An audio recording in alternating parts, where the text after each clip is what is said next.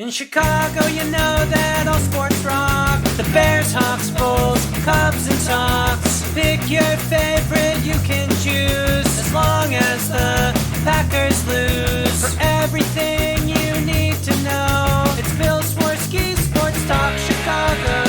Bill Swerski Sports Talk Chicago. Hey everybody, welcome to another edition of Bill Swerski Sports Talk Chicago. This is your hosts, Alex and Sean. On this episode, we are going to be doing the final Bears talk before the NFL draft. We're going to be talking about the streaking Cubs and the cold White Sox and everything in between. But first, I'd like to thank our sponsor, the Rockford Ice Hogs. If you're not familiar with the Rockford Ice Hogs, they're the AHL minor league affiliate of the Chicago Blackhawks. What does that mean for you? You get to see the stars of tomorrow today at family-friendly, affordable prices. The Ice Hogs are in the playoffs now, facing the Chicago Wolves. Make sure you go check them out. Get tickets. Go to icehogs.com. Get your hat, shirt, jersey, tickets, and more. Tell them Swerski Sports sent you. Alex, how are you doing on this fine April late afternoon? I am doing just swell. How about yourself? I am, all I can think of all day, all night is the NFL draft. Well, happy draft week. We have been waiting a long time for this, although I would say it's come quite quickly. And now, obviously, as of this morning, rumors are starting to fly, and I take a lot of rumors with a grain of salt, but it is kind of fascinating to read some of this stuff. But there's a lot of opinions flying out there, and I know that you and I have touched on some of these subjects, but it's worth getting into again right before it actually happens. Sure, let's talk about the ones you've heard. Yeah, so right now there's a lot of talk about Genty and the Bears, and obviously I think the Bears would love it if he fell to him, if he fell to them. If the Bears had a chance to draft him, I feel like you're at the point where you gotta take him, right? Like that is too big of a talent to pass up if he falls that far. However, you hear more and more about people bringing up opinions about whether or not they should trade up. I would like to have Genty on my team. Let me make that very, very clear. If he fell to where they are currently drafting at 10, I would do cartwheels. And then if they didn't take him, I would tear my hair out. But I'm not so sure I would trade up. I'm really not sure if that's worth it because you've put yourself in a position as a team to be able to make several picks that make sense. You know, obviously you went out and you got some linemen, and I don't think they should be done drafting linemen, but the fact that you made some moves, including the Joe Tooney move, it allows you to be more flexible in the draft. And when I see flexibility in the draft, I mean not needing to have to reach for someone. So I don't know if I'm trading up, even if it is for Genty, unless Ben Johnson says I need this guy. But I don't know what your thoughts are on that. So I'm in total agreement with you. Is my sights are now set on Ashton Genty, and if Ashton Genty's not there, I'm gonna be super disappointed.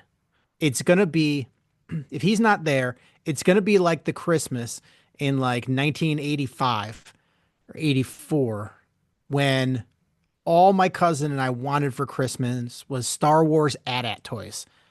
And we opened every single present that was big enough to be an AT-AT, and there was no AT-AT. And then when we realized the only presents left were ones that were way too small to be AT-ATs, you've never seen two people sad opening presents before.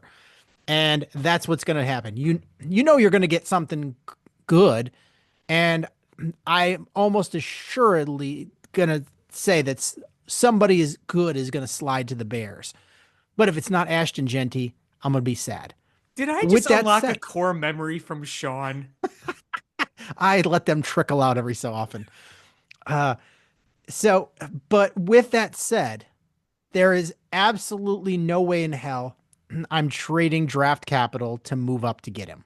Not saying he's not worth it, just saying that you you have you don't have a lot of needs today per se, but you need to start getting good young players to fill holes for injury and fill holes for tomorrow.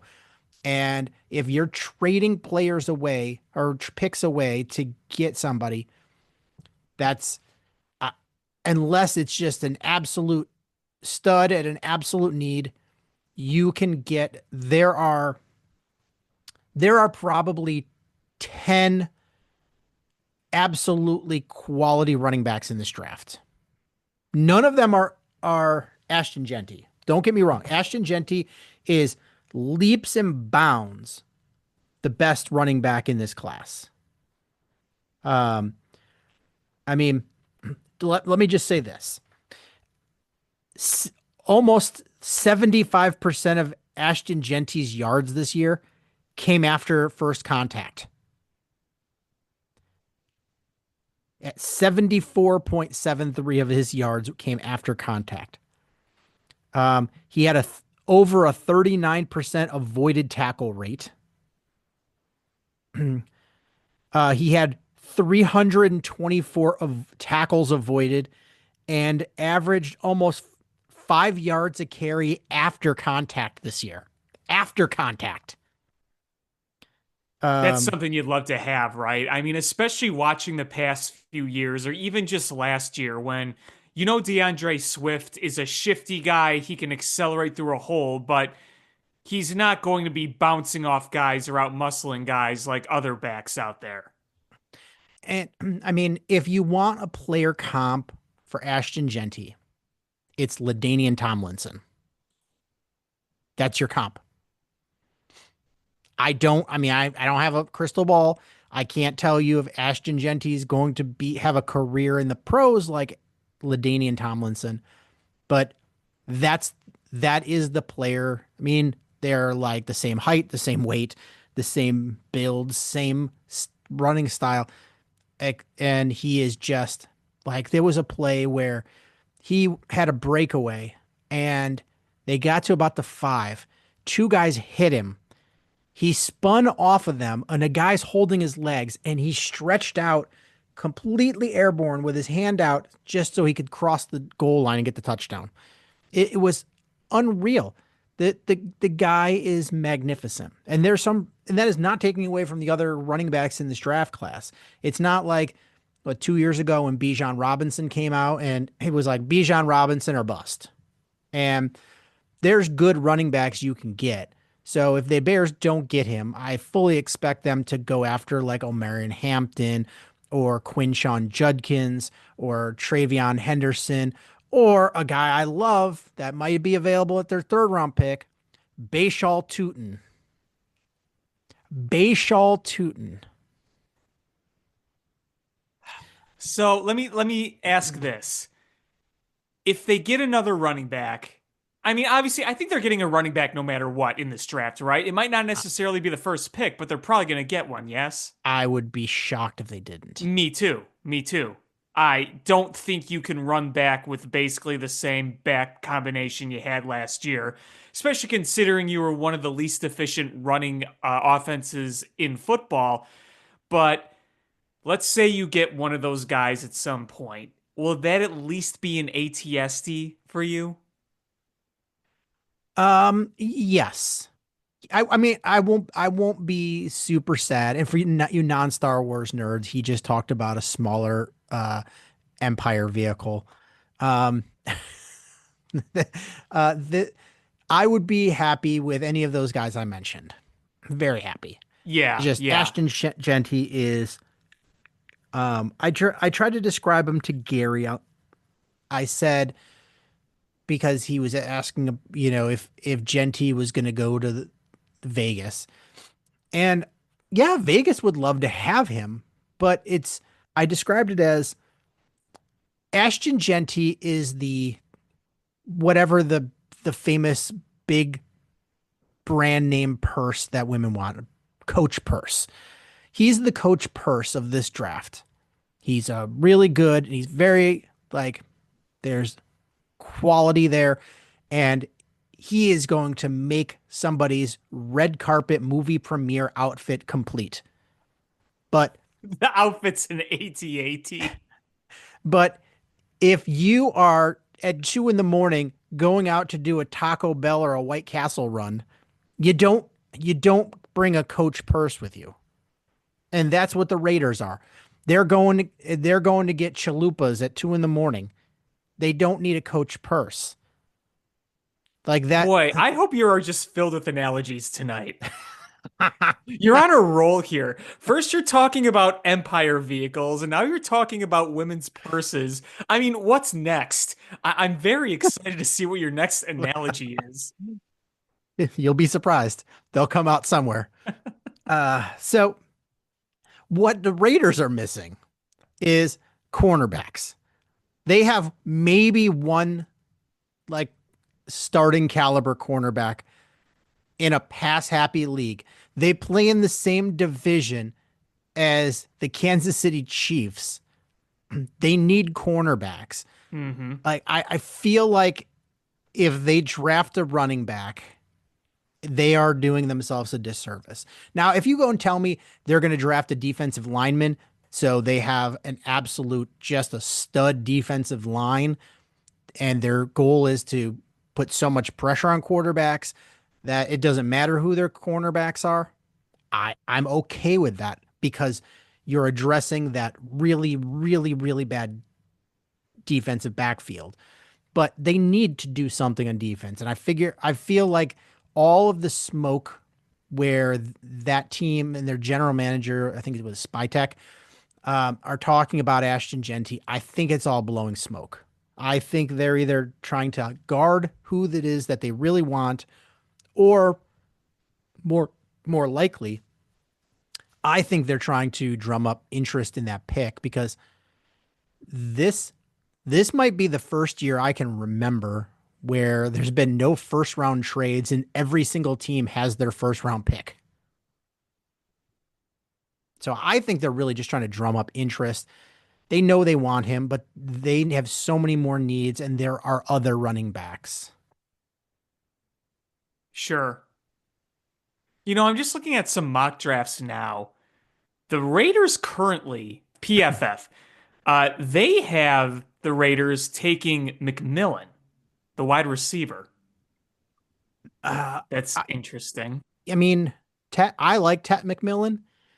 I am I taking him if I'm the Raiders? If I'm the Raiders, I am taking defense no matter what. That's what my draft day uh note says. It says draft defense no matter what. Okay. So Okay. I mean, nothing wrong with Tet McMillan there. I like Tet McMillan. I've watched a lot of him. Um, I'm pretty high on him. He reminds me a lot of Roma Dunze. Um, but uh, I just don't know if that's the spot for him. Now, if if you told me the Patriots drafted him, they need a wide receiver. If you told me Jacksonville drafts him, okay. If you told me Carolina drafts him, I get it. Even if if you told me the Raiders drafted him, do they need him?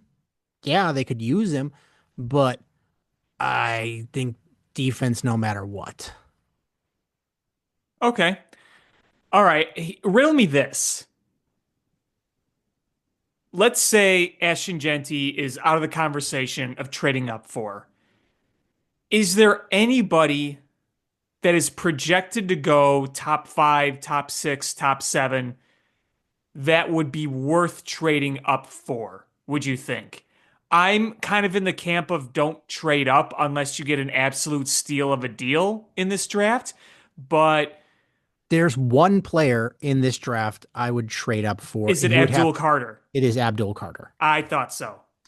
because he is an elite edge rusher, and those are hard to come by.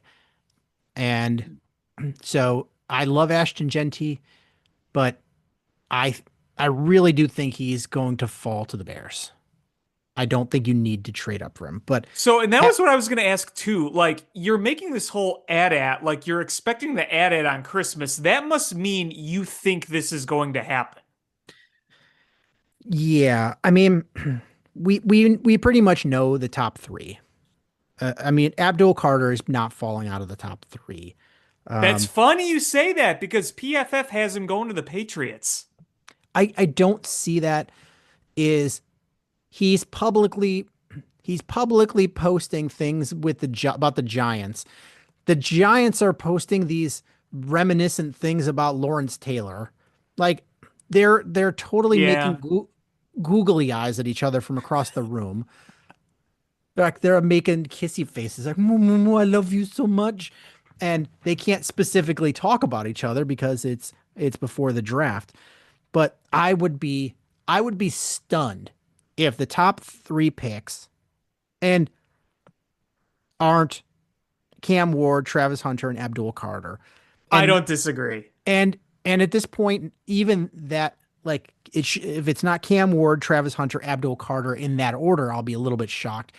I mean, if Cleveland went and took Abdul Carter, I'm not saying that's wrong because you would have just an absolutely stacked defensive line, but uh the all of the smoke has is leading me to believe there's fire and that Travis Hunter is their guy.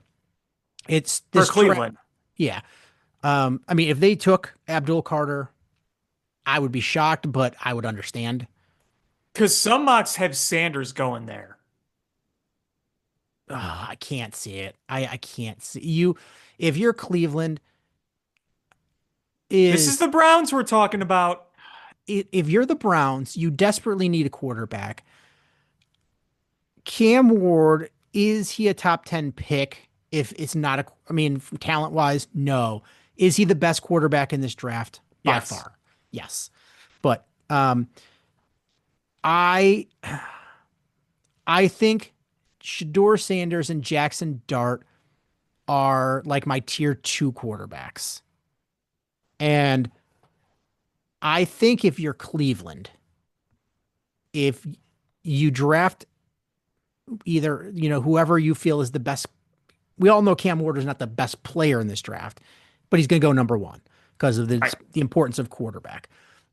Now, you're Cleveland, you're on clock at number two. You can draft whoever you want. And so you are going to get the person who you think is the best player in this draft. You can use that pick in the second round and you can trade up.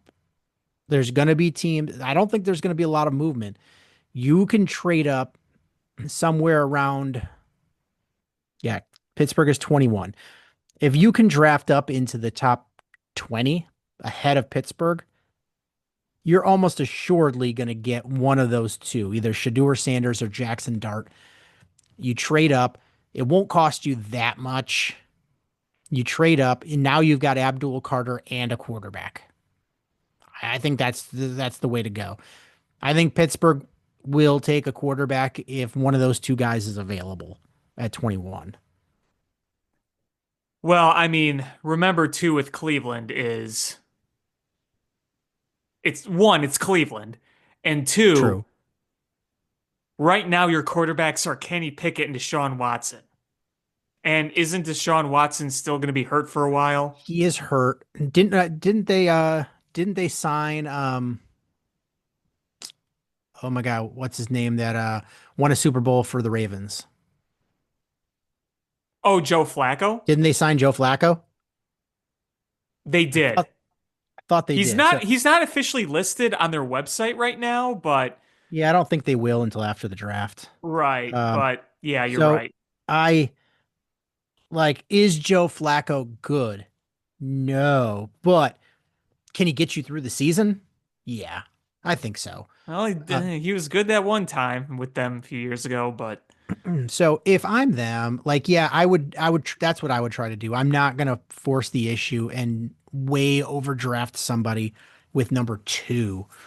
Um, I mean, if you really desperately want one of those guys, trade back a couple of picks. Somebody will trade up for Abdul Carter, and then, you at least pick up some capital. Nobody's going to jump the gun on Shador Sanders on you. So if Shador Sanders goes number two, I you will see me. You ever see that meme where Joe Rogan and those other two announcers they're sitting there and then they all lean back in their chair going, "Whoa!" That's going to be me on draft day if they draft Shador Sanders at number 2. All right, let's keep the analogies coming. All right, I dig it. So I think this draft starts at pick 4 with the Patriots. That's That's fair. that's my feeling. That's fair. Um, and I I don't know enough about their new GM and how this new program is going to run. But to me, you feel like you got a quarterback. I'm probably surrounding him with offensive line help. Um, I'm them. So this is my mock.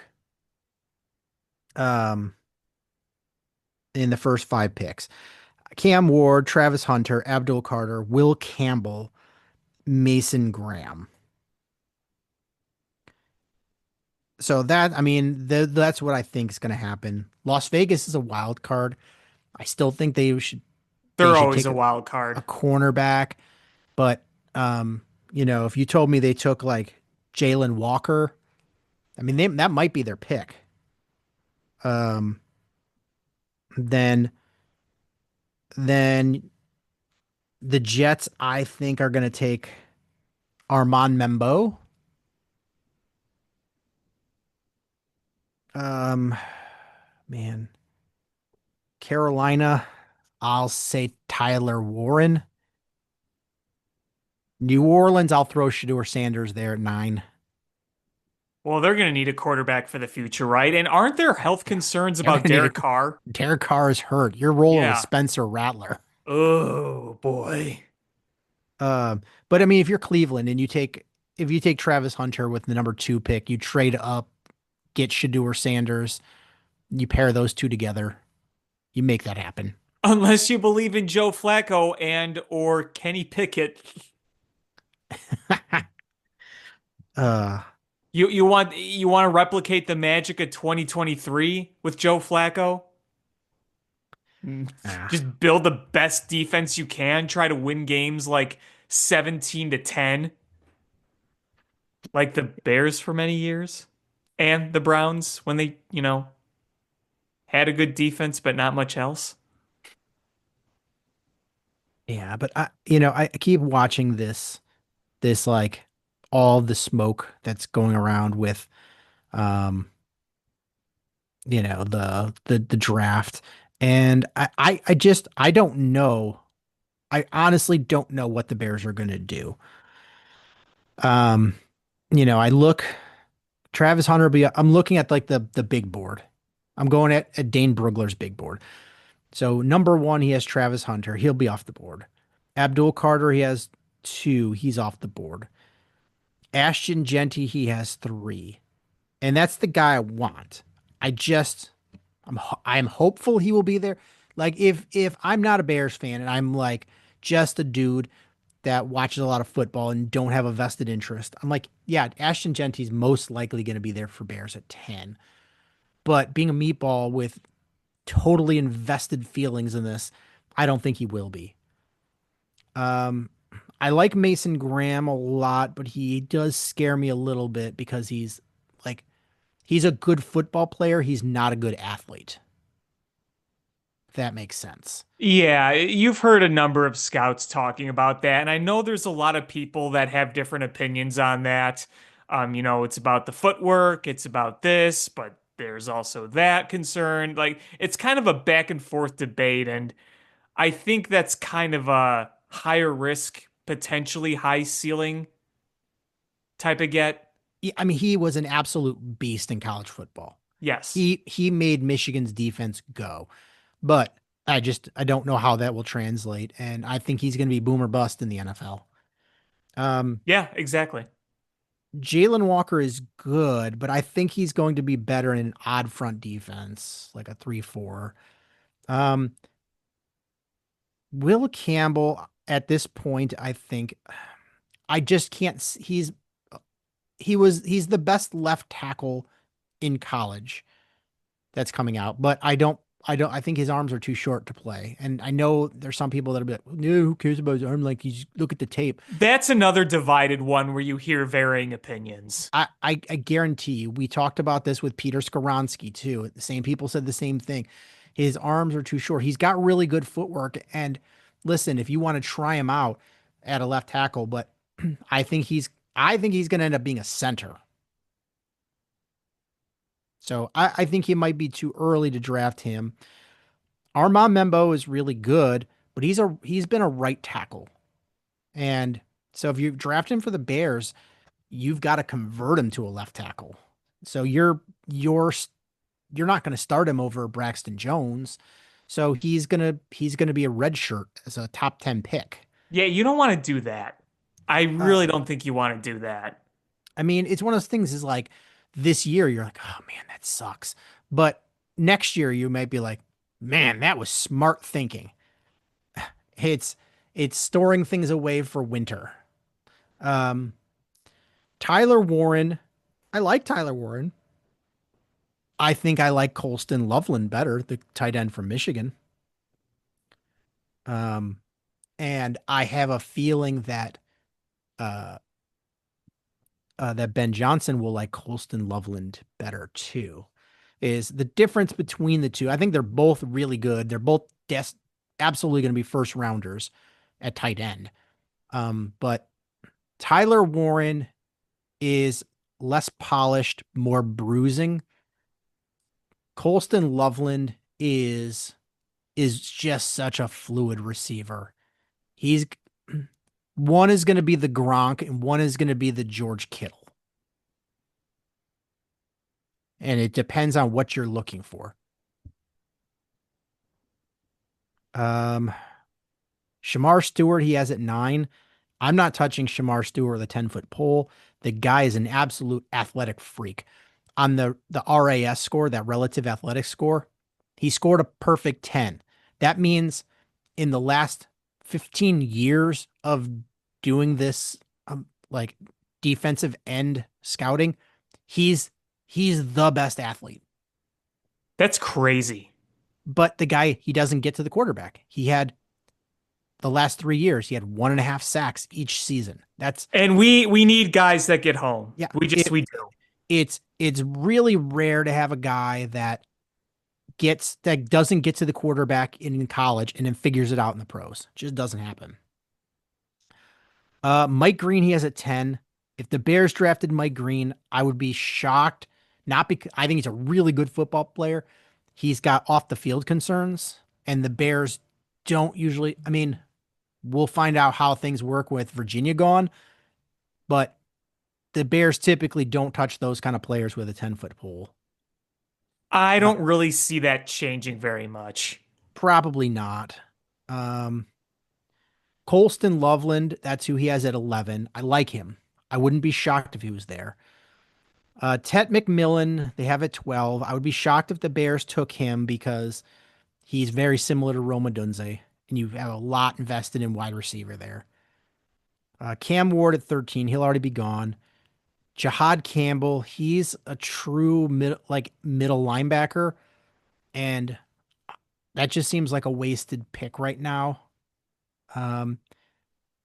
Matthew Golden, wide receiver. I would be a little bit shocked again, investing so much in that position. Derek Harmon, defensive tackle from Michigan or from Oregon, maybe. Nick Emenwari, the safety from South Carolina. He's really good, but I don't know if I'm drafting a safety in the first round. So now we're getting into the top 20 picks. And his number 20 pick is Josh Simmons, the offensive tackle from Ohio State. He's if he was healthy, he would be a top 10 pick. And that would be a guy that I think everybody would be like, on Bears watch. But he's got a knee issue. And he's probably not going to be healthy until closer to the season. So you don't know how he's going to return. Another guy, 23, is Josh Connerly, offensive tackle from Oregon. He's a guy I like a lot. And Mike Tice, the former NFL coach, he said that he's his favorite offensive lineman in this draft, and the Bears did bring him in a top 30 visit. Um, so that's one's a possibility. So I start looking and I'm like, all right, well, where the Bears are, I don't think anybody's going to try to trade up with the Bears. So I'm probably thinking one of the two tight ends, Ashton Genty, Josh Connerly. That's who I'm thinking. Or unless they really feel that Mike Green, his character issues aren't very bad. Mike Green possibly. And I will keep Shamar Stewart in there because Ryan Poles loves athletic freaks. I think it's going to be one of those names. Yeah, we'll see. I mean, here's the thing too is I think it's easier to predict, maybe not easier, but maybe you have a decently better idea with the previous regime for better or for worse because you kind of know what they like. But I think when you throw Ben Johnson into the mix and the fact that Ben Johnson is kind of the alpha of this entire operation and he's going to have a hand in this draft is you can look at it several ways and saying, okay, who does Ben Johnson want? How badly does Ben Johnson want them? And where exactly does he want to plug in people where? So, would he be inclined to take something in the middle of the offensive line? Would he be inclined to try to get one of those running backs, especially Genty? Would he be inclined to draft a tight end and run kind of what he did in Detroit? There's several ways you can go about this potentially. You know, I heard somebody from our lads on the radio today saying that the Bears very well could draft a player that they redshirt. And I get I future building. And if you tell me those two second round picks are interior offensive linemen that you stash away for, you know, future, like, okay. I mean, I guess center, no, but if you draft a guard and a left tackle and they're both the guys are going to sit and you'll have them for next year. Okay, I can live with that. But that first rounder better be a stud. You're drafting in the top 10. I want immediate impact. I think you need as many immediate impact people as you can get. You're trying to turn this around. You have a roster that should have won more than 5 games last year. You have a quarterback who you are trying to make blossom. You need to put him in the best situation possible as quickly as possible. I mean, I agree with you. I'm not, but if you told me that they had a big philosophy and they're like, hey, we need to start thinking about replacing some of these older players and we need a plan for Braxton Jones because we don't want to pay him 20 plus $1 million a year. We need to have a plan for both safety positions and a guard position next year. Um, because Joe Tooney is old and not under contract anymore after next year. So it's you got to start planning. Okay, I get it, but I do want some immediate impact here. And you're not going to replace a Hall of Fame guy with a fifth round pick or a sixth round pick or whatever. So, Right. but I that first round pick at number 10, it has to be somebody that comes in and just and even if it's not a position of need, it better be a player that's so good that's going to come in and just and win that job. Yeah, I mean, obviously, there are certain positions where you could say it's not a need, but there's a competition for it if it's necessary. Obviously, you rule out quarterback. Um, that's really the main one, I would say. I think corner, you're set there because you've I got mean, your guys locked down. I mean, if you feel, I mean, this new coaching staff, we'll see what they think about Tyreek Stevenson. If you tell me with, your third round pick, you're going to draft a cornerback, um, because you don't love Tyreek Stevenson. Okay. I'm not gonna. I mean, I think they'll bring in another cornerback. I mean, but Sure. um, I just don't it know how aggressive you're going to go after that position. Unless there comes a guy where you can't refuse. Like this is the best player right now. You got to take this guy. yeah, yeah, I don't. I would be shocked though if they picked a cornerback any sooner than third. Right. That would be shocked. Right. Um, safety, I'm not picking that high probably because you have two starters now, and you probably want to draft somebody that you can redshirt for a year. Um, so I'm thinking defensive end is an immediate place you can upgrade. And it's a position where, all right, you just spent a lot of money on um Odangbo and you've got Sweat, but you rotate. You rotate guys. The Eagles showed you that you just keep edge rushers coming in waves. Yeah. Um, if you And took consider the fact too that Sweat's been in the league a few years and wear and tear comes quickly. yeah, but tight end, I mean, after Cole Kmet, your next guy is Durham Smythe. Like, so yeah, there's a need there because the guys you're drafting are different than Cole Kmet. Um,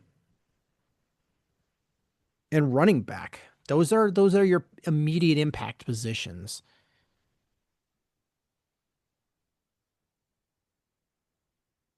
You know, there seems to be more.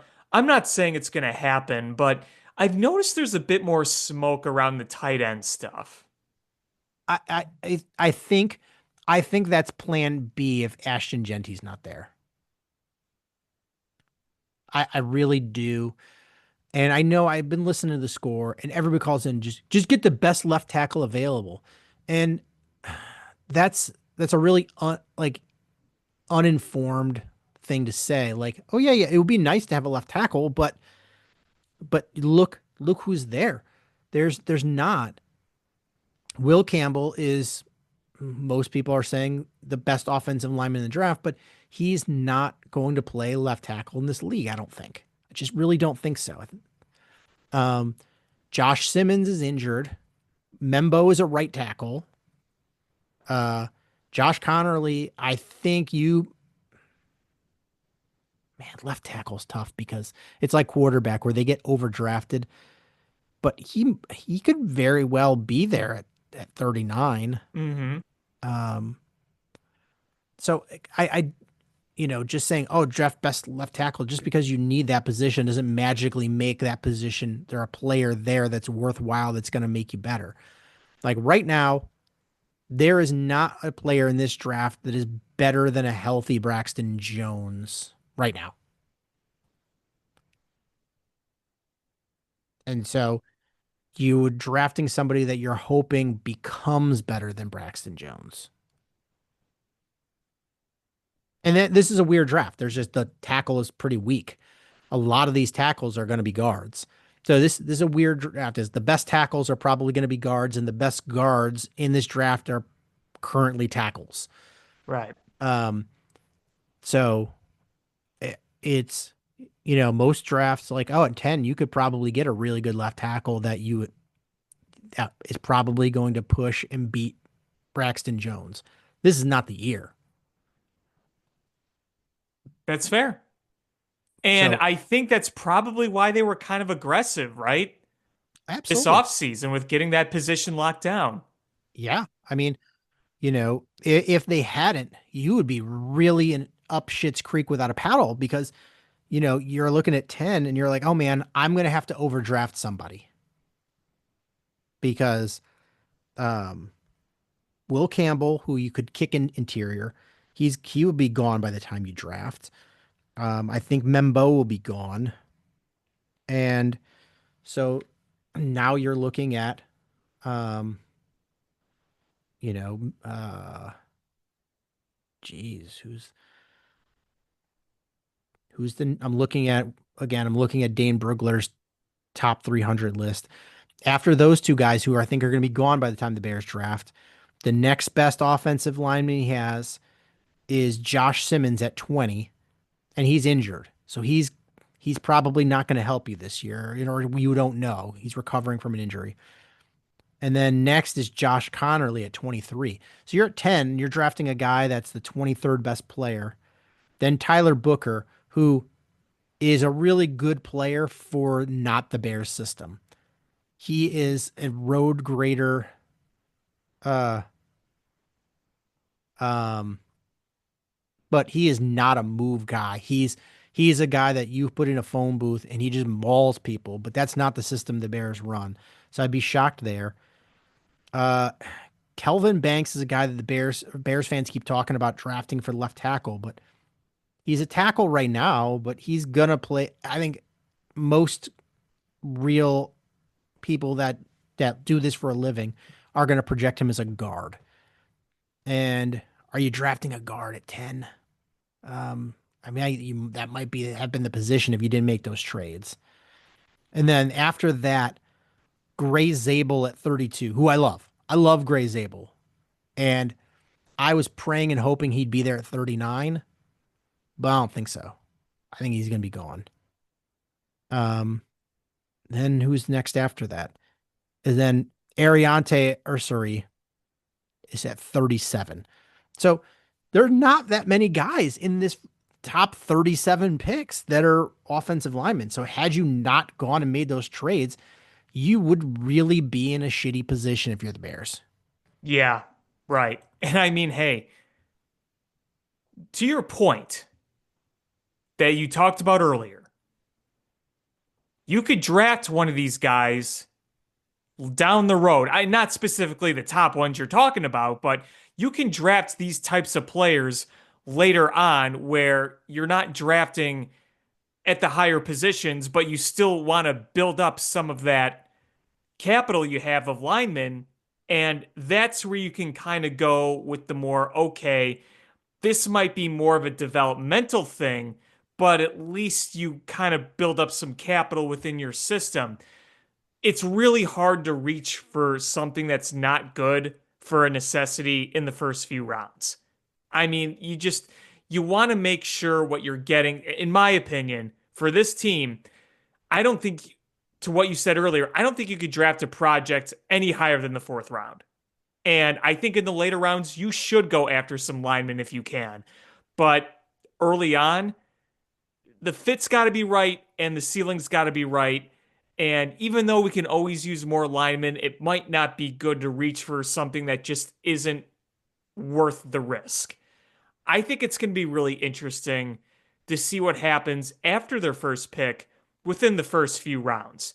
Because you could really go in a number of directions, and it's going to depend on where guys fall, where guys are, because a lot is going to change after 10 between that pick and the Bears' next pick. A lot's going to change.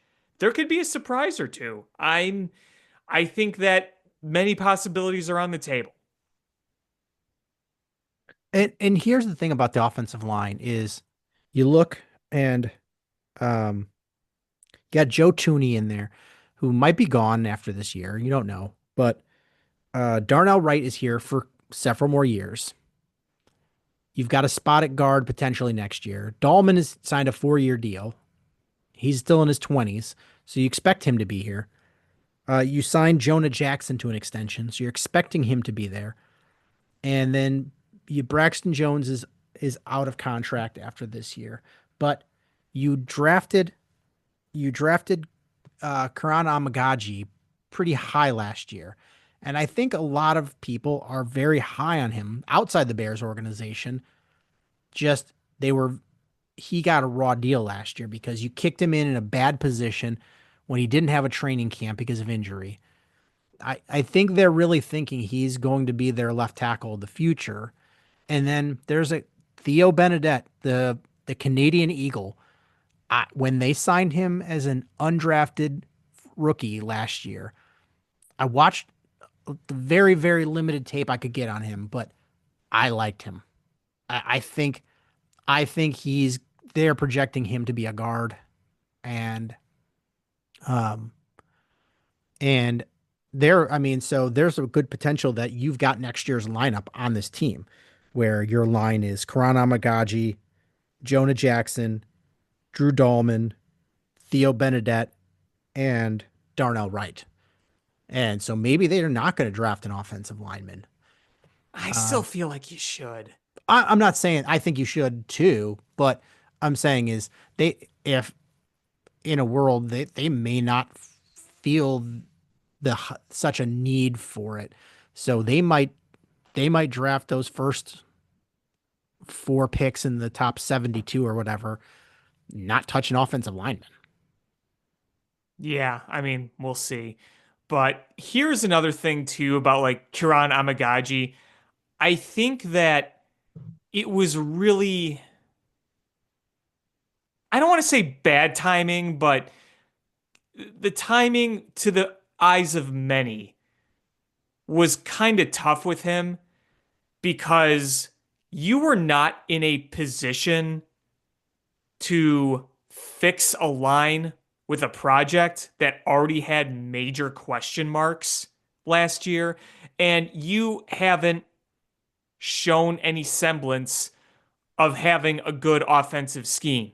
You had just fired Luke Getsy, you brought in Shane Waldron, and listen, you still have to prove yourself now, but at least with a coach like Ben Johnson, I think that at least among the fans, there's more of a trust there in bringing in somebody like that. And like you said, he was done dirty when he had to just be thrown to the wolves against that Vikings team in Minnesota that one week. And we saw somebody that just looked like a deer in headlights, and it was really, really rough. But it's hard when the circumstances were what they were for him.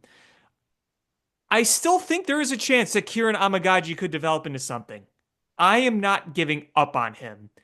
I just think that it was tough to be put in that position timing wise for Kieran Amagaji and for the Bears. You just you had a questionable line, you had a questionable offensive scheme, and we'll see how Ben Johnson does here in Chicago, but at least you can trust this more than what you had over the past few years. Yes, because the structure will be there. The Right. structure solves a lot of issues. And you had a collective of players that just kind of did their thing and there was no structure and they weren't happy and they weren't performing well. They weren't coached hard.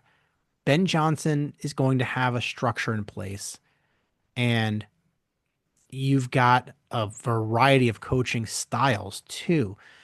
Um, their running back coach is known for being just a hard ass.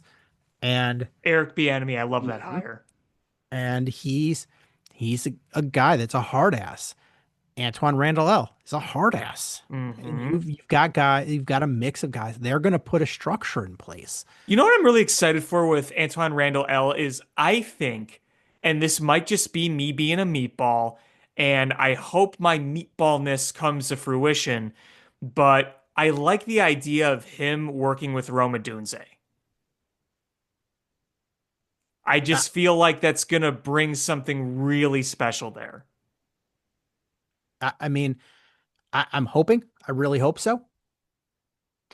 Um, but yeah, I mean, I think just having a structure in place is going to be good.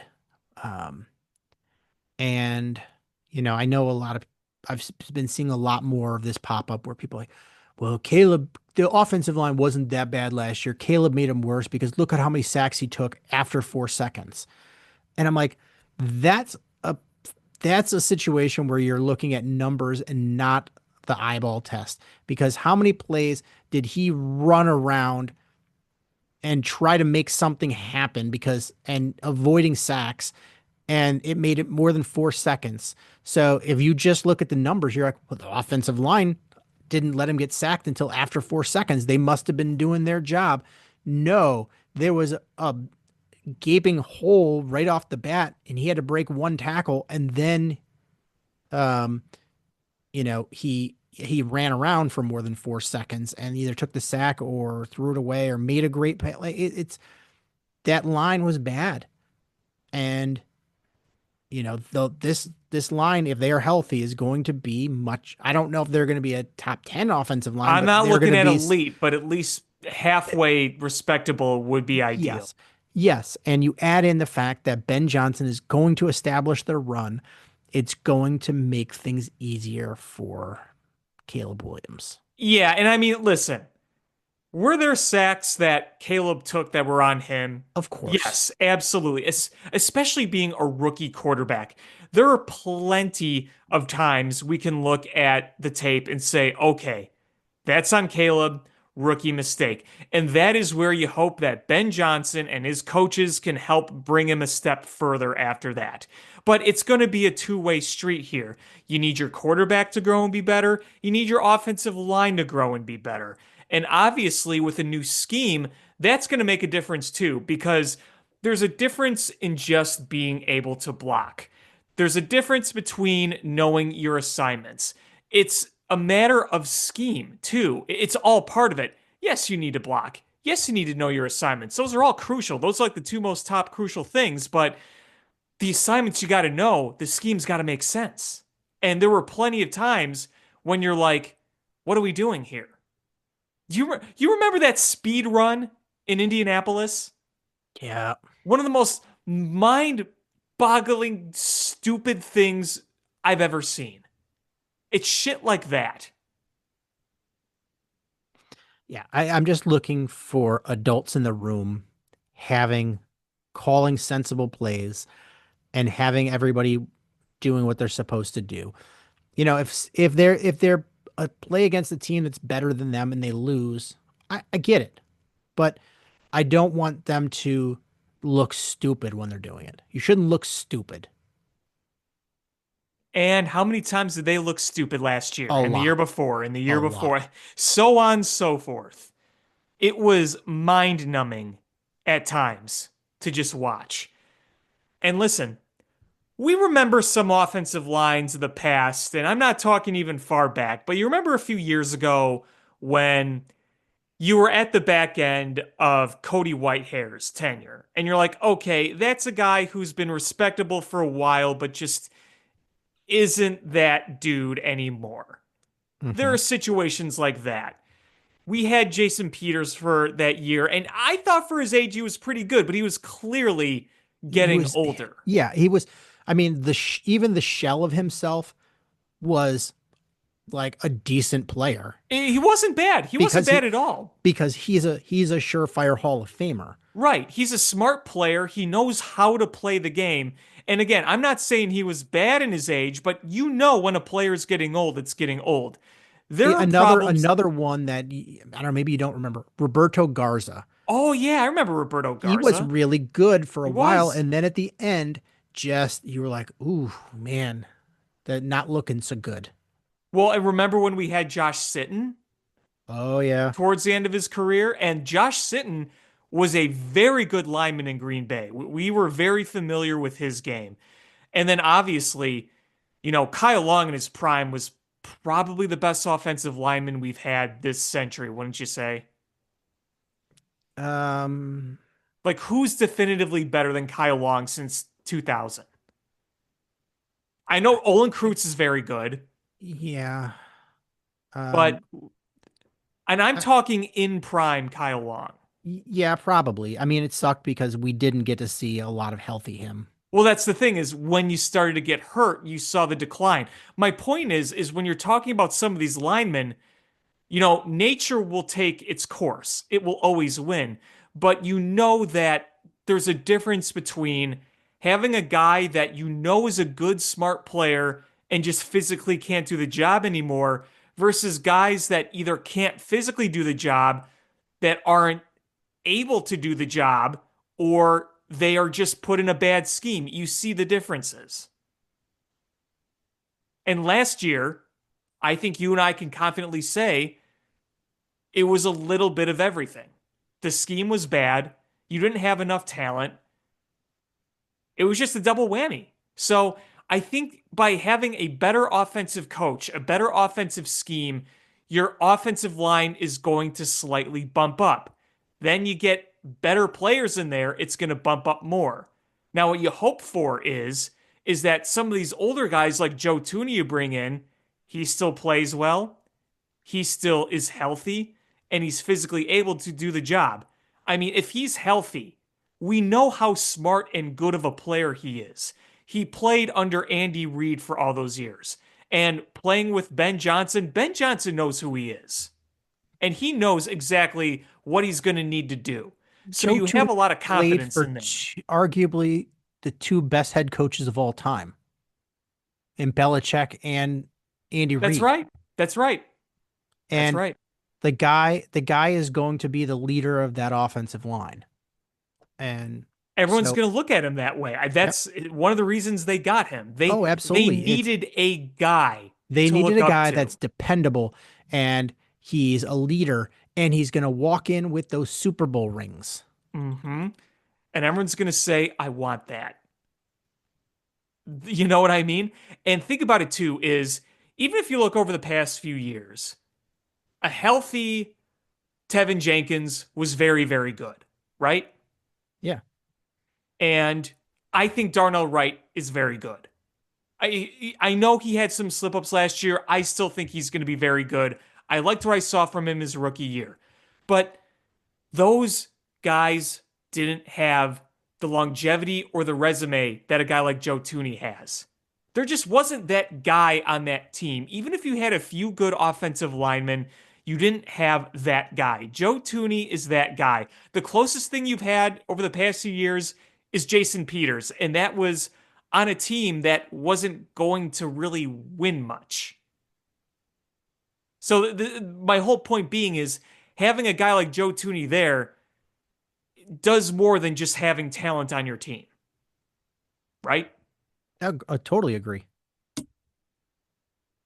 And his 4 Super Bowl rings are very helpful too. I mean, he's played in every type of game possible. He's played in the big game. He's played in playoff games, in championship games, division games, wild card games. He's played in, crucial games towards the end of the season. He's played in all of them. There's the lights are not too bright for a guy like him. And obviously, we saw what happened to the offensive line last year against Philly, but Philly just they had that schemed so perfectly last year. And he was playing out of position. He was playing his worst of the 5 positions he can play. Was playing in his worst. That too. That's a good point. So it's I'm expecting a lot better of this team, and I'm hoping that whoever they get is going to be somebody that literally is just a beast. Well, in a few days, we'll see how this all shakes out. Yep, I'm gonna have to watch. I watch Draft Day on Draft Day every year. It's it's a terrible movie, but I watch it anyway. It doesn't have to be good to be entertaining, right? Fair enough. Fair enough. Last 2 things I want to talk about the Bears is I saw that Braxton Jones they said he's likely still going to be limited when training camp starts, which is not ideal. So I would not be shocked if the Bears brought in a guy to be a swing tackle that could step in and be a starter after the draft. I don't even know who's still available, but I would not be shocked. The other one is TJ Edwards got a 2-year extension, 2-year, $20 million. Thanks for reminding me. That was a nice little nugget. Yeah, and I know there's been rumors about it, but yeah, and I know there's some people that are like, oh, he looked washed at the end of last year. I think that defense just looked washed. You didn't have, once Billings went out, he was a different guy because Billings eats up those offensive linemen, and it allowed TJ Edwards to play like real linebacker position. It's the same thing we saw when the Bears had defensive line problems with injuries when Briggs was on the team, and Briggs was getting swallowed up. You're like, oh, Briggs is looking bad. No, when you're a linebacker, you need to be able to flow and run. And when you've got guards that are making it to the next level, not saying that, totally excusing all of it, but once Billings went out, that whole defense fell apart. Well, they were getting gashed in constantly. And you continued running soft zone. And yeah, I mean, I'm with you there. I mean, I still think TJ Edwards is one of the better tacklers in the NFL. I mean, the numbers show it. Obviously, you can look at the stats, you can look at the tape. He's one of the better tacklers in the league. And look, I think that going forward, it's going to be a different scheme defensively, obviously. And we know that they're going to evaluate some things. That's But my point is Ben Johnson and Dennis Allen, they're not going to give TJ Edwards an extension unless Ben Johnson and Dennis Allen look at him and watch that film and say, exactly. yeah, that guy, we want to keep him around. So yeah, they 100% they did that, and they gave him a 2-year extension, and it's not like, I mean, it's not inexpensive, but it's not like You're not world breaking the breaking. bank Yeah, like crazy or anything. And I mean, when you think about it too, is when you do this kind, when you make this kind of move, you are kind of signaling that you feel good with your top end guys at that position, obviously.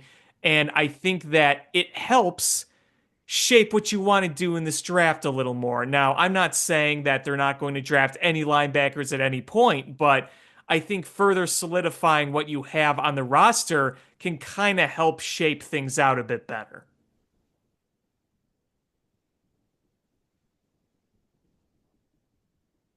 yeah. I'm just ready for this training camp to start, and um, I'm just ready to go here. Yep, me too. If we're moving on, there's a subject I want to talk about.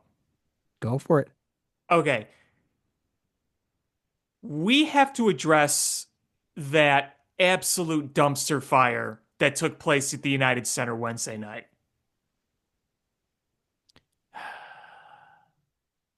I was embarrassed because I thought that those last couple weeks of the season were going to come through and you'd see the Bulls play a different game, and they didn't. You just didn't. You saw them play just crap. Billy got outcoached by a lot. They couldn't play any defense. It was just a complete and utter debacle. They were just standing there defensively. They were just standing there. They didn't know what to do. And once again, the Chicago Bulls, tradition for 15 years, is, oh, hey, guess what, Eric Spoelstra? We beat you in the regular season. And then Eric Spoelstra, ha, that's funny. I'm going to pants you when it matters most. And they did. And that was at home. And the fans never got a chance to get into it because they were down right away. They were down big right away. And they never even threatened to make some sort of meaningful run. Sure, you scored a few points here or there to close the gap a little bit, but immediately the Heat would hit a three. And then the Bulls would have some sort of stupid turnover. And then the Heat would just drive into the paint like taking candy from a baby and then just score another easy basket. Yeah. It was a mugging with an audience. It was a double whammy. The Bulls played zero defense and were giving up easy shots. And then even when the Bulls didn't give up easy shots, the Heat were just on fire shooting. And it was over. It was over after the first quarter. Like, there's no coming back from this. Yeah, that was just terrible because one, you didn't look like you were going to be able to stop them even if you tried. And two, I don't want to, I don't like using this term, but it looks like they truly just kind of, when they realized they didn't have an answer, it was just kind of like, well, that's it.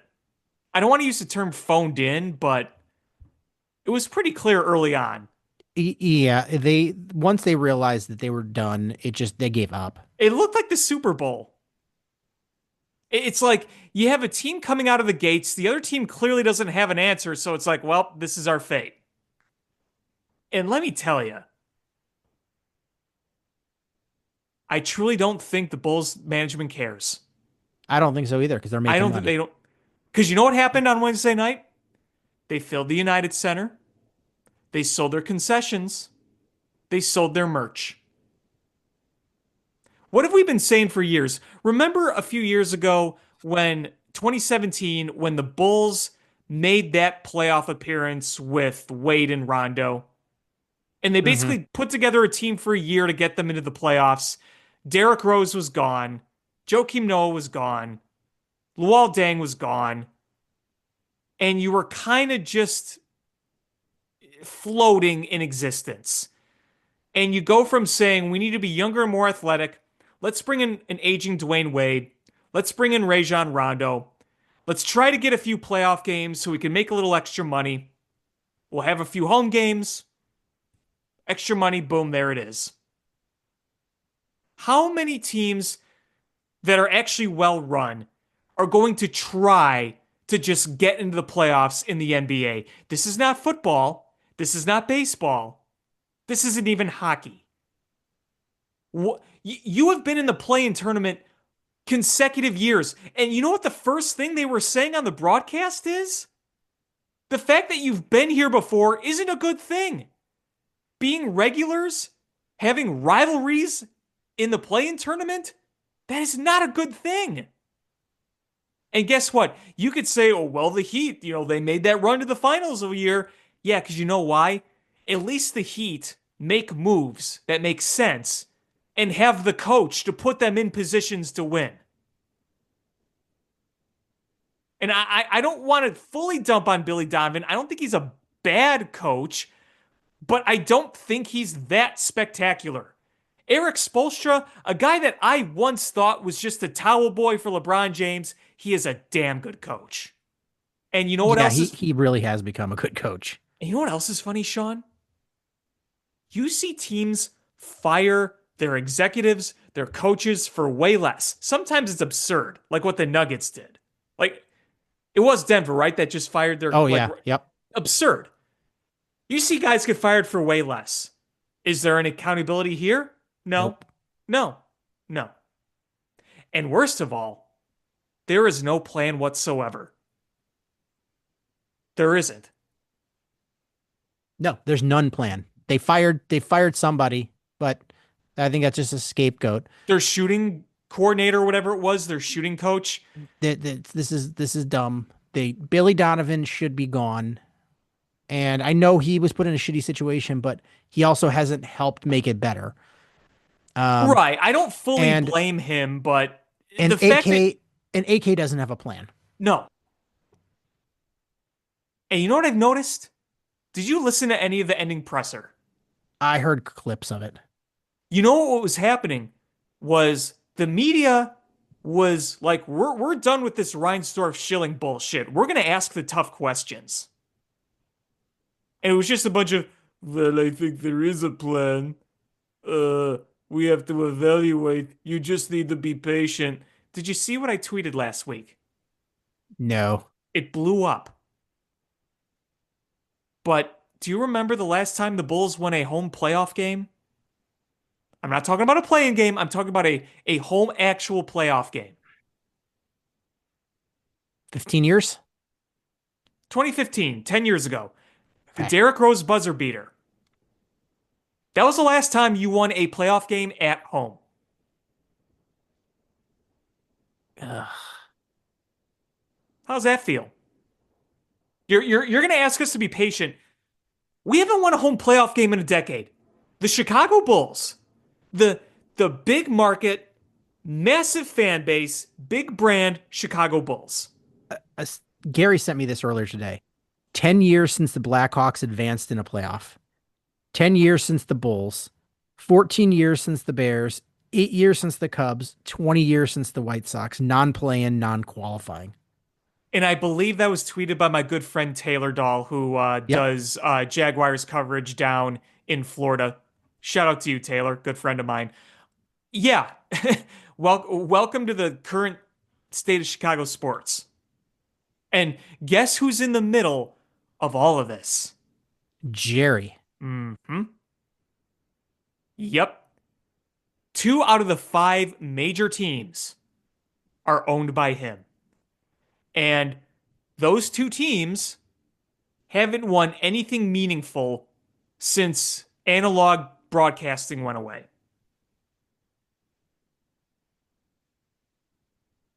It's just a sad state of affairs. The only way you get out of this is if you win the lottery with that less than 2% chance. Well, Cooper Flag declared, Yes. so he is in this draft. So we're gonna do one spin here, Tankathon. One spin. What's our chances here? Um, we've got a 1.7% chance. All right, I'm pressing the button. Sim, they're 12th. Wah, wah.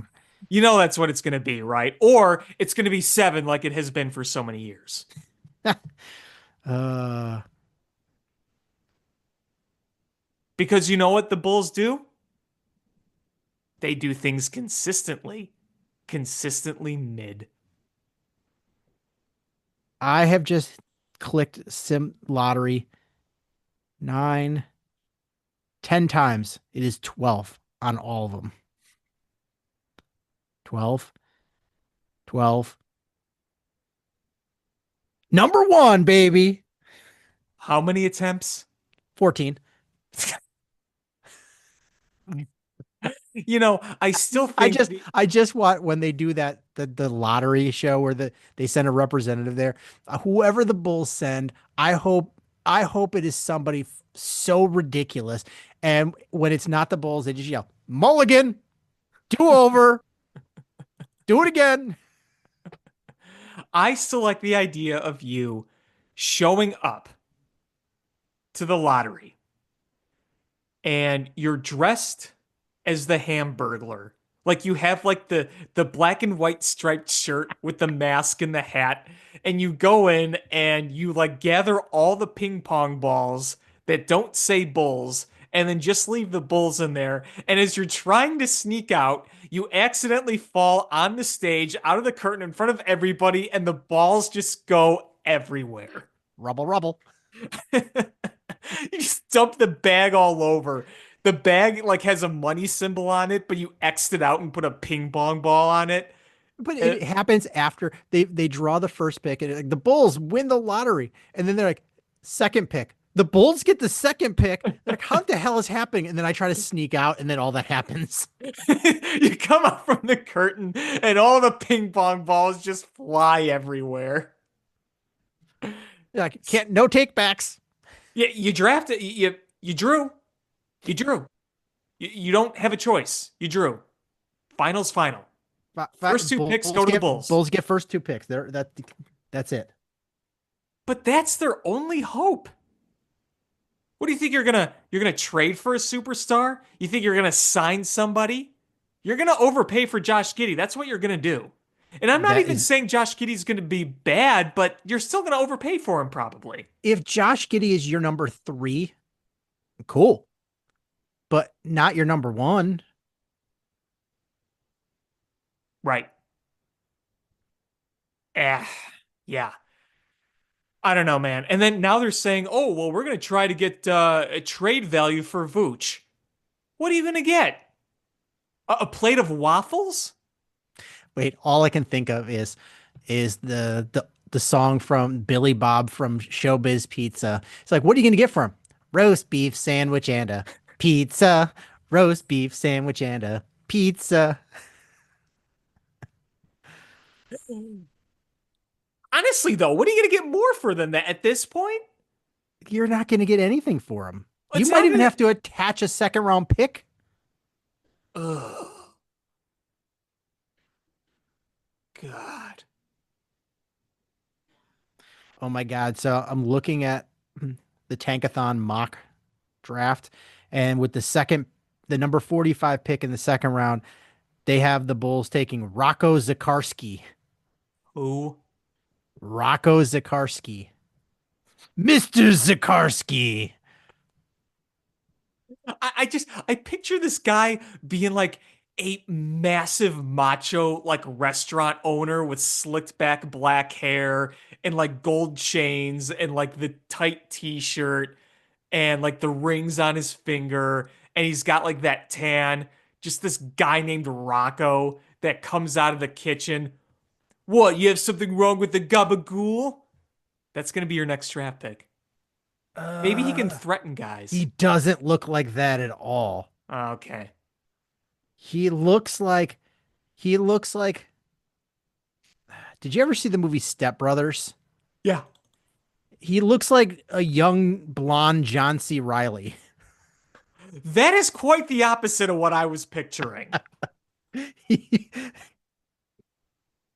Hey, John C. Riley on the team. Okay. I Uh, can dig that, I guess. God, this is bleak. uh, like, did you get drafted by the Bulls? Yep. Did we just become best friends? But I don't. Things are not much better with the Blackhawks. I mean, I know that they're on the rise with their young talent, but they don't have a coach. And the rumors are that David Carl is the guy they want. The University of Denver 30-something-year-old head coach is the guy that they desperately want. And now it's, can you make it happen? I do want to say, I was pretty encouraged with the way they finished the season. I think Frank Nazar is starting to find a home in the NHL, and I think there's a little chemistry brewing with Bedard there. I hope so. I hope so. I was at the game with my buddies last Saturday, and I think I talked about this on last week's show. I liked what I saw from them, even though you lost. I mean, you were playing the best team in the NHL in the regular season. I believe the Jets won the President's Trophy. But I'm liking some of the, you have a long way to go.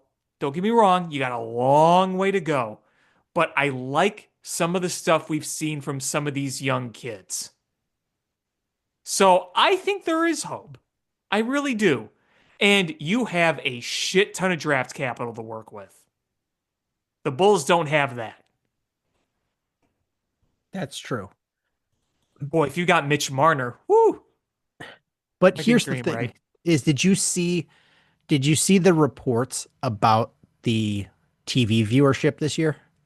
Well, yeah, when you're not on Comcast, that's gonna So their viewership numbers last season, not the season that just ended, but the season before that was bad because they were terrible. Nobody was watching them. It was down 78% from that. Down 78%. And so now there's talks about CHSN being simulcast on WGN. I saw that. Yep, I saw that. Yep, I thought that was interesting. Um, it would be kind of funny if it came full circle, but I'm gonna say this too. You understand why viewership would be down because if you're not on the main cable provider, you either have to buy an antenna, which is kind of absurd, but if you don't do that, you'd have to pay a subscription. Which If is you're going to pay for a it's subscription, it's the an team better be expensive good. one too. Yeah, it's an Right. expensive one. Right. So here's something to ask. How invested are the Blackhawks fans? Because we know that they're not going to have the same popularity, good or bad, as the Cubs or even the Bulls or the Bears. We know that. But I did write an article for Swerski Sports last week looking at the data. While the viewership on TV is down, and you understand why, The attendance was still holding solid. It wasn't selling out every game, but overall, the attendance was pretty good this past year. And I think part of that is due to the fact that people just like going to the game. I think that is part of it. But you still need to sell your fan base some progress going into next year if you want those viewerships to go back up. If the Blackhawks were really good and you were in this position, yes, more people would buy the app, right?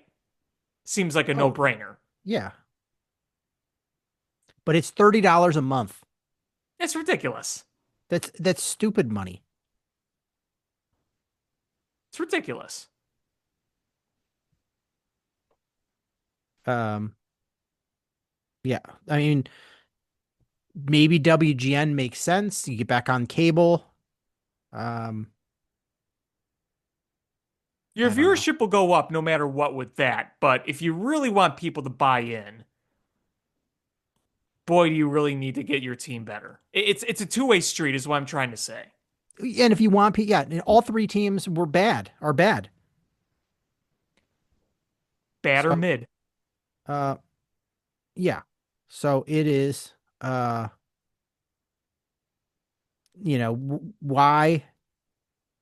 on earth are people going to pay for that? Because at least when you have a game, a home game to attend, people could be like, all right, we can choose when we want to go. We know it's going to probably be more expensive than we like, but we can take the kids to the game. There's a lot of entertainment there for everybody. We can do all that.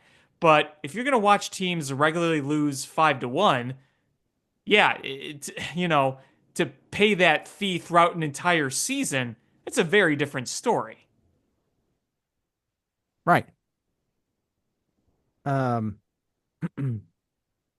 so it's a tough sell. It was a really bad timing, and the programming is not up to par. You can't you can't DVR anything. Uh, it's tough. Like I'm busy. I can't watch the Blackhawks every single night, but I like to watch the replay Right. when everyone goes to bed, and I can't. I can't do it because I watch it through an antenna. And even if I did pay the streaming fee, I can't. It doesn't allow for DVR. There's no replay option. Um, it, it's it stinks. I still can't believe we're sitting here in 2025 talking about watching games on an antenna. Yeah, I mean, I like what other option did I have? I mean, I wasn't going to pay $30 a month. It's not, and the thing is, it's not even about the $30. It's about it's about the principle. Like that's not worth $30. And and I'm going to miss a lot of it anyway. So it's just not worth it. So I for $30, I got for 1 month of streaming, I got an antenna, and it lets me watch Sven Gulli too. So, Buzz, buzz, buzz. so I'm just like, fine. But You bought now, let's be real, you bought the antenna for Sven Gulli. fair enough. Sven Gulli was the first thing I watched. The Blackhawks were just a throw in. Um, so it's just dumb. Like I like being able to DVR the games and watch them later. Yeah, no, I get it. I get it. So the Blackhawks and CHSN and all parties involved, obviously, they want viewership to go up. Like I said, it's a two-way street. Try to make it more available for the fans and make it worth watching. Novel idea, Alex. Novel idea. Yeah, yeah, novel idea. Hey, you want to watch your product? Well, we want to actually watch your product. We want to Don't make enjoy it watching the garbagey. product. Don't make it garbagey. Yeah, really. Even if they're not like a playoff team next year, you want to see a competitive team. A team that can at least say, you know what? They're in, night out.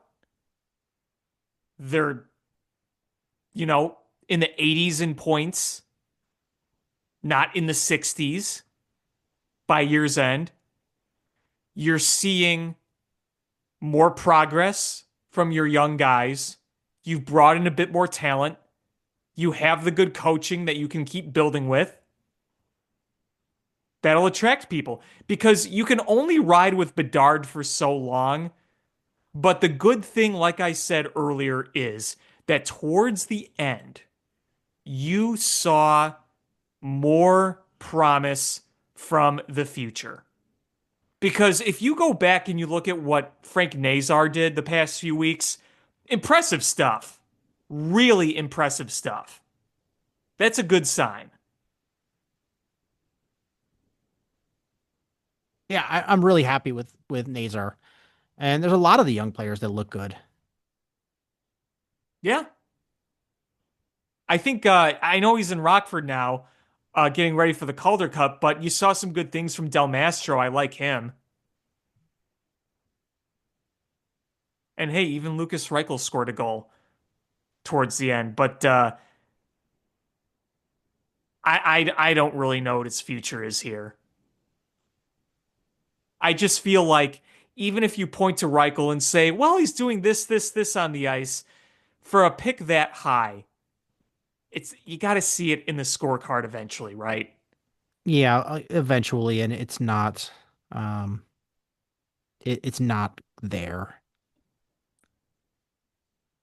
Yeah, but maybe whoever they bring in as a new coach will solidify his opinion for better or for worse, and you will either say, hey, we're going to move on, or hey, we're going to put this system together. We're going to try to make it more suitable to you. We're going to do what we can to try to grow you. We'll see. I don't know. A long way to go before we see that unfold. All right, should we hit baseball here? Yeah, sure. Let's get the White Sox out of the way here.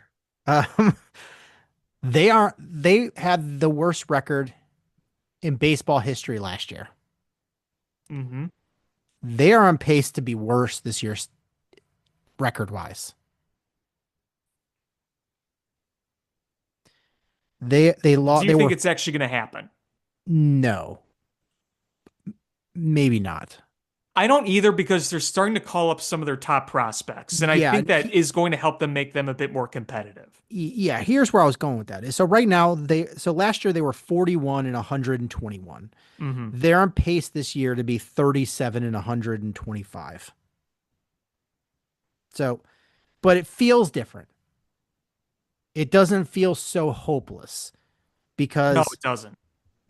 you're seeing some decent pitching and Chase Mydroth is looking like he's a dude. And Edgar And Carros had a few hits. yeah, so you're like, okay. And I know this bad timing because Mydroth is hurt. He's on the 10-day, and Martin Perez just got moved to the 60-day disabled list. But it feels like they are rounding a corner. And even if they lose as many games or a similar number of games, it just feels right. And have they called up anybody? I haven't checked anything since this morning. Have they called up anybody? They're going to be making roster moves, so we'll see how those play out. Yeah, I mean, you look for them. They've got some guys like in AAA that they could be bringing up, and it's all about getting the kids better because there's some trash on this team still that you need to move on from. Um, and yeah, there's some really bad players still on this team. Oh Really, yeah, really bad players. I mean Andrew Vaughn has been awful this year. He is the guy I was going to single out. Andrew Vaughn has been dog shit tacos. Uh, I mean, Benintendi has been fine. He's been fine. then whatever. Yeah, like he's like a average guy. Luis Robert has been bad, Hmm. real bad. Um, there's just some really bad players on this team that are making a lot of money or taking up space. And you've got to figure out ways to upgrade. Um, like Andrew Vaughn had a good game. He didn't play today. Or yeah, he didn't play. This is from, I think, Saturday. He went 2 for 5 and he raised his OPS to 484. Ugh. Ugh. That's not his slugging. That's his OPS. Yeah. His slugging, let's play. Guess what his slash line is? Average, I'll say 165, Lower, 155, lower, 145. 152. Ugh.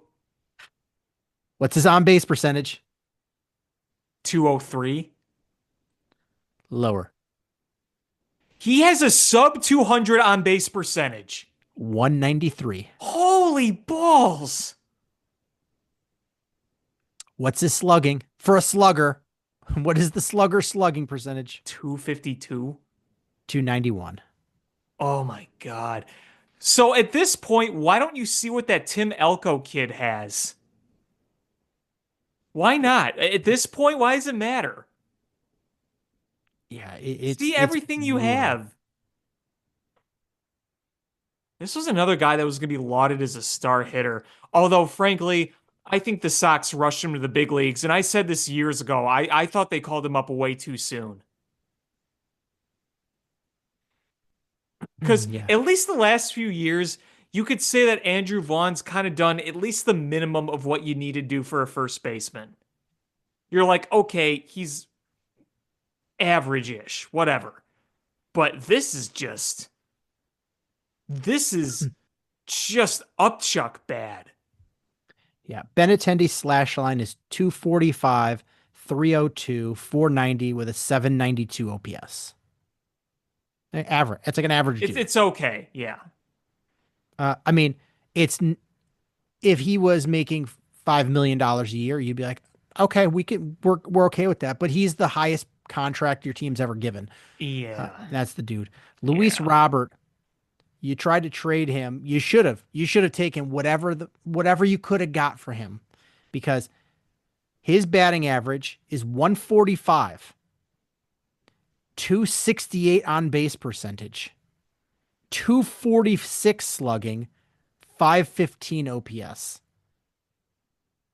Loho on the score in the preseason was screaming to the heavens, trade Luis Robert. I don't it the dude is so talented. Is he just mentally checked out of I don't being on the know. White Sox?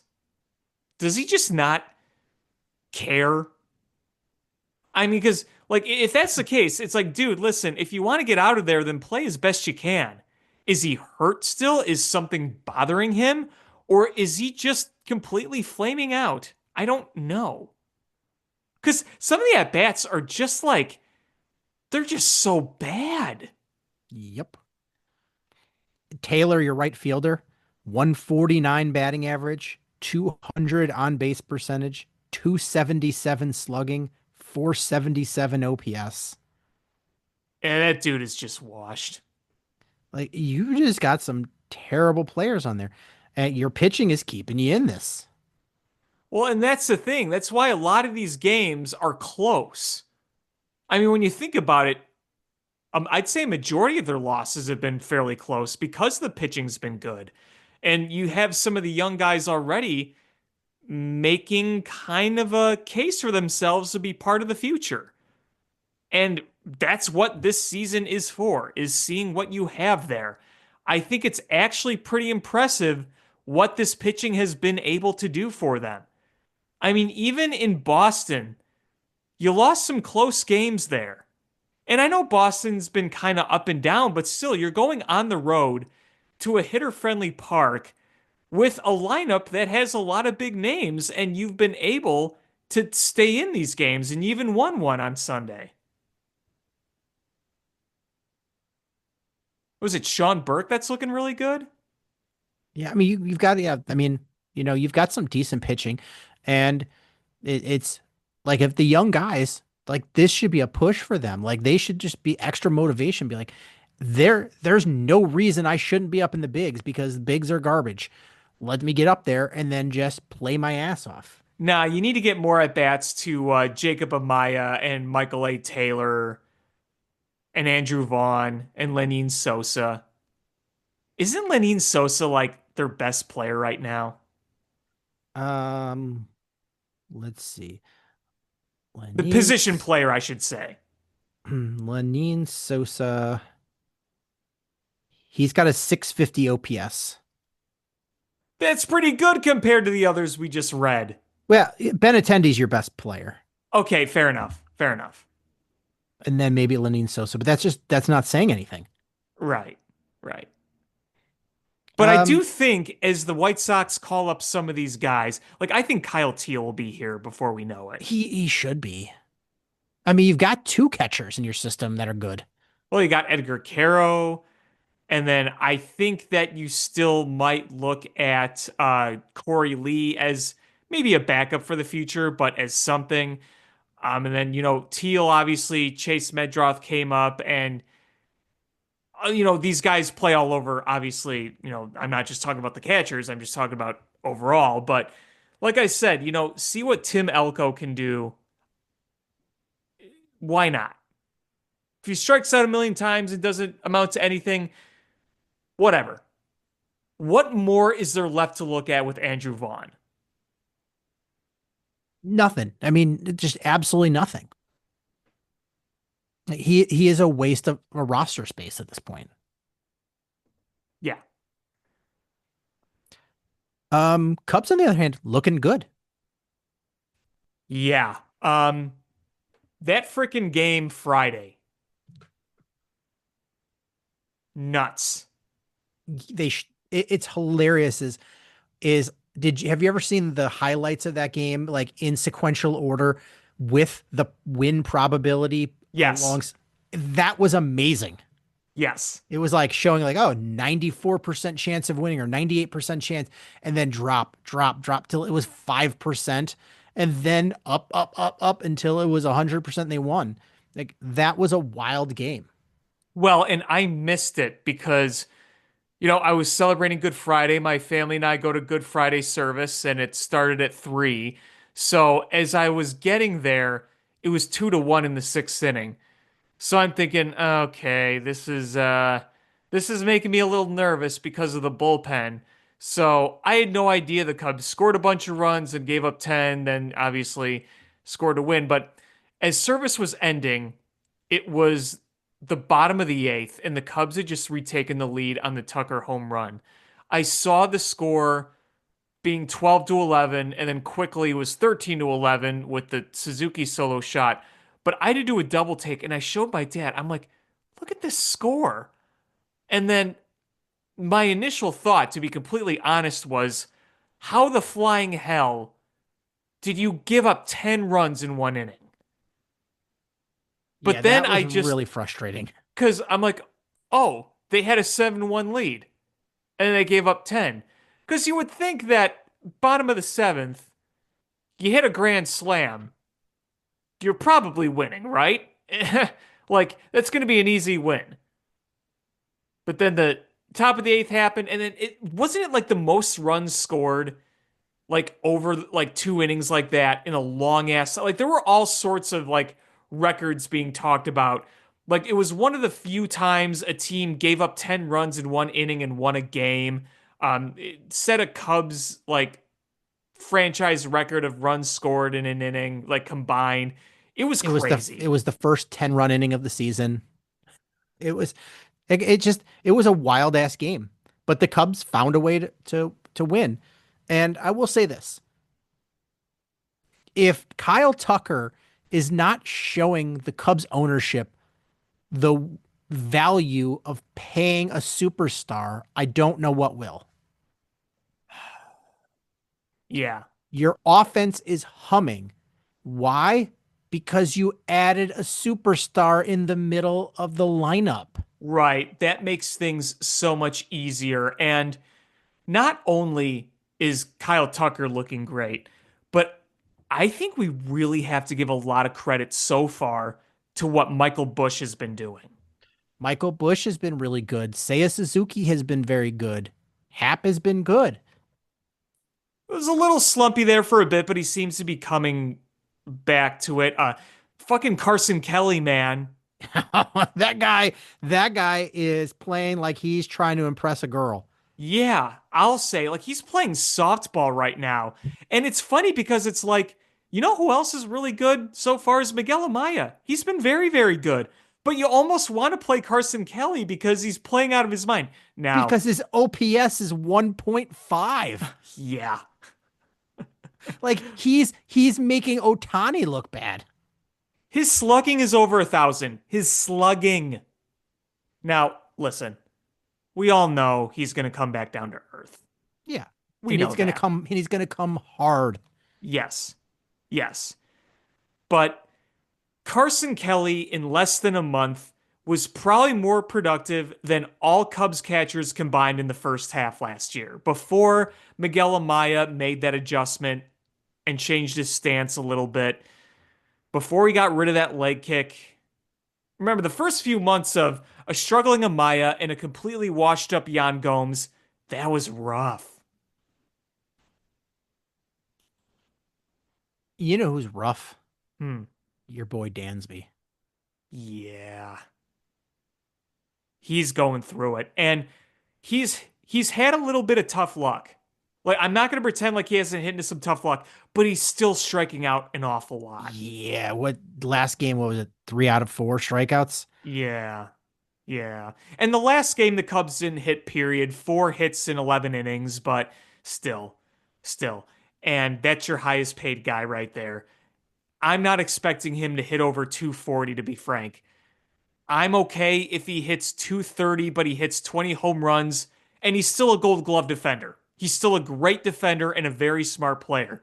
But you need a bit more from a guy who's making the money he's making. Yeah. PCA. Yeah, That's a PCA. I mean, you know, here's the thing. PCA is it's a little weird. Like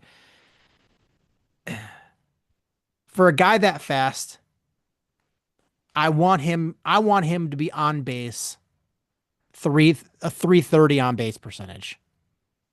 That's what I want. And he's not there. But his OPS is pretty good. Like he's Well, just, when you're able to turn singles into doubles, that'll help. yeah, I want him to get on base a little more. Because Of course. once he's on base, he wreaks havoc. Right. He causes chaos. It's like him and Ellie Dela Cruz. Once they're on base, it's just oh, something's happening. Yeah, exactly. And I think what's nice too is you've seen him hit for a little more pop. And we're not just saying like, oh, he's hitting a triple down the line on the ground. Like he's hit a couple of home runs. Yeah, and well, I mean that's minor league PCA that we saw is it's becoming major league PCA.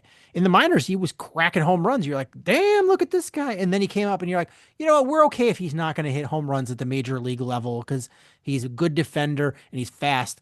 But now he's starting to hit those home runs. If he can get on base a little bit better clip, like he could be a dude. Yeah. Yeah. I agree. I I mean, hope that it I mean, plays we out that way. no matter what happens, we already won that trade, right? I mean, right now it's looking fairly solid. I mean, Baez was in New York for a few months and that was it. I mean, Baez has been dog turd sandwiches ever since.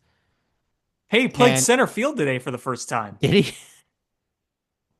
Yeah. Uh, yeah, he's not been good. Um, so you look at that as you're like, all right, we avoided paying that contract. Yeah. And speaking of which, kind of heartbreaking, but have you heard what's been going on with Chris Bryant? More injuries, right? Like a serious spinal issue. Oh, geez. And he's miserable. He's feeling weak and nauseous from the treatments, and there's a term for the spinal injury he has. I don't have it in front of me, but it's a long, not good sounding one. And I I don't know if he'll play again. I'm sure he'll try. He's not thinking about retirement, but it sounds pretty serious. It's Hmm. really depressing to see. I feel bad. I like Chris Bryant, but I also glad that we didn't give him that contract Oh, because me too. Me too. um yeah. Lumbar degenerative disc disease. Yeah, that was it. Um so uh It's just so sad. Like his body is completely broken.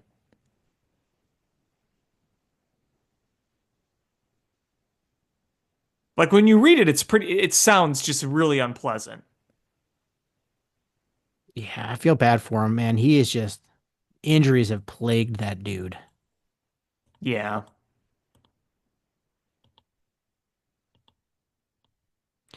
Um what else do I have with the Cubs? Sorry, my notes. Come on, open. Oh, I can't, go ahead. I can't remember. Did we actually talk about Justin Steele last? I'm trying to We remember when the talked news about that. We broke. talked injury that he was done for the season, but He just um, had the surgery. he had the the UCL revision surgery, so he's Yes. done for the year. And Matt Shaw got optioned to Iowa. Yeah, he was struggling big time at the plate. And I don't think this is a death sentence by any means. I think that he, like many others, have benefited from going down and making some adjustments. I do think that swing needs work. They rushed him up. They because the Ricketts are cheap, they rushed him up, and he shouldn't have been there. They should have had a third baseman, a veteran third baseman to play. I mean, like we've been screaming, is bring in a veteran third baseman, bring in a front end starting pitcher, and you'd feel much better. I mean, still feel pretty good about where they are, but man, you'd feel a whole lot better had they gone after a front end starter and had a real third baseman playing. Yeah, I mean, I think right now it feels like John Birdie would be the most preferred guy to because I mean, here's your platoon basically right now. It's John Birdie, Gage Workman, what's left of Justin Turner, which doesn't seem like much at this point. Oh, he's gonna be DFA'd as soon as they can find somebody to replace him, right? He It's not looking he's great. washed. Yeah. And then Vidal Brujan, who just came up, obviously is another option, but I feel like John Birdie's your best bet. His on base career wise is above average, and he's quick. I mean, no, zero power. No, but which is mildly irritating considering we've gone through this at third base for too many years now with the Cubs, and the position is so damn important. And here you are trying to scramble again with the light hitting, switch hitting, utility bench guys of the world. What this team needs is an in prime Aramis Ramirez. No, that would be nice, right? I would kill for that. That would be nice. So, yeah, it's a little frustrating, but hopefully they can work with Matt Shaw. I'm not worried about Matt Shaw yet. Like, when I say I'm frustrated with this, I don't want people to say, oh, I'm giving up on Matt Shaw. That is not the case. I'm frustrated that we're in this position again to do this at third base. It Yeah, hasn't cost you yet, but down the road, your schedule is still really tough, and that offense is due to cool off a little bit, and it's harder when you don't have a slugger over there. yes. And Matt Shaw, you tell me long term, he's your dude. All right, cool. But it shouldn't have been rushed to the majors. And I kept screaming to the rooftops, like, don't rely on a rookie third base on a team that you're trying to win now with. Yeah. My boy Caleb Killiam got re-signed. I'm not dead yet. I still think he's gonna do something. I don't know what. He's gonna do something. I Okay. believe. I believe in Caleb Killian. Okay. But in seriousness though, uh, why aren't they calling up Cade Horton to maybe, I don't know, like the old White Sox trick of bringing the guys that you want to be long-term starters and put them in the bullpen and getting them innings there.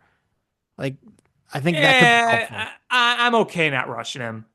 Hey, remember, he was injured last year. He's working his way back. He's working on his command a little bit. I'm okay with that. We need something. We need an infusion of something. They just got Drew Pomeranz, man, who hasn't pitched in several years. Well, there we go. Yeah, yeah. And then obviously they just sent down Jordan Wicks. He was up for a little bit, then they sent him down. He should They have been sent sent down. Luke.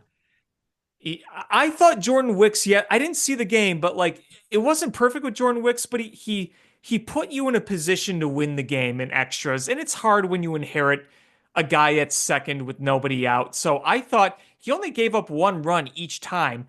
Could have gotten out of control, but he gave you a chance to win, and the Cubs just didn't string enough hits.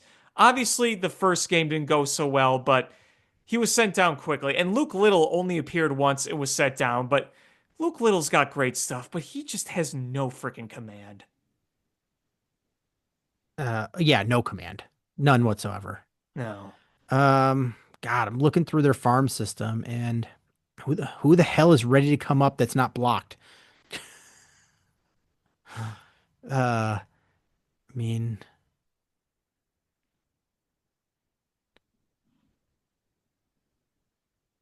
yeah. Re-add Caleb Killian to the 40-man roster just to make you happy. Man, they really do need to add some more pitching to this to their minor league system. Well, they got some guys growing down there, but you're looking for guys. The inevitable next guy to come up is going to be Cade Horton, but we'll see it eventually, whether it's soon or not. But we will, as long as he's healthy and looking okay. He's striking out guys. The ERA is good. Just is still walking a few too many guys, but there's promise there. So hopefully he'll be up and effective fairly soon. I mean, we're gonna see somebody from Iowa first. Right. We'll see like Cole Franklin. Yeah, we'll I don't, see. I don't even know. I don't even know who's pitching well. Brooks Krisky. Oh, your boy Tyson Miller. Yeah, wasn't he hurt and he's working his way back, or was he? I'm trying to remember, Oh but yeah, he's on a rehab assignment. yeah, he had a rough spring and then was hurt, which might have been a cause of that. So, I mean, if he's healthy and looking okay, I would be tempted to maybe give him a chance again. I mean, he was good for you last year. He's been around the block, but he's still working his way back. And listen, I'll give some guys in the bullpen credit. Brad Keller so far has looked good. Ryan Presley's looked better. Julian Merriweather's looked good. I think Porter Hoge is still good. He just had that one outlier terrible outing against the Diamondbacks. Hopefully that's the case. We'll see. Knock on wood before all those guys start sucking again, but at least you've seen some decent pitching performances from the pen over the past week or so. How it'll continue, I don't know. No. I mean, eventually the schedule is going to get easier.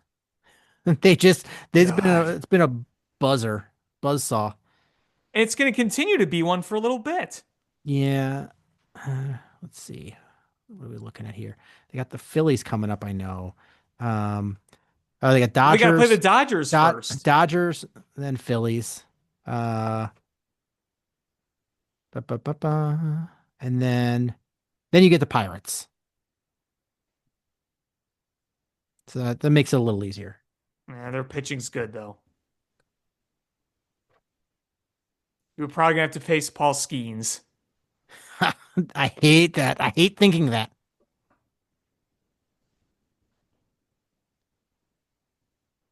So, Was there anything else you wanted to talk about? nope, I think I said my piece.